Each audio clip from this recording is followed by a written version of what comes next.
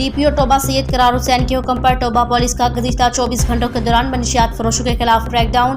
10 मनशियात फरोश मुलजिमान गिरफ्तार। 3 किलो 552 ग्राम चरस, 210 लीटर कशीद शुदा शराब और 200 लीटर कच्ची शराब, चालू भट्टे बरामद। मुकदमा दर्ज। तफसीलात के मुताबिक inspector general of police Punjab doctor Usman Anwar के अहकामात की रोशनी में डीपीओ टोबा सैयद करार हुसैन के हुक्म पर डिस्ट्रिक्ट पुलिस टोबा टेक सिंह का जिला भर में मनशियात फरोख्त करने वालों के खिलाफ क्रैकडाउन जारी है। सर्कल टोबा एएसपी सदर सर्कल टोबा अहमद नसरुल्लाह मलिक की सरबराही में एसएचओ थाना सिटी टोबा इंस्पेक्टर मोहम्मद अफजल मुलाजमान पुलिस ने कार्रवाई करते हुए मनशियात फरोख्त 6 मुलजिमान तजम्मुल, अकरम, उमर फारूक, तोकीर, मकबूल और वसीम को गिरफ्तार किया, जिनके कब्जे से मजमूई तौर पर 180 लीटर शराब, 1 किलो 280 ग्राम चरस बरामद हुई।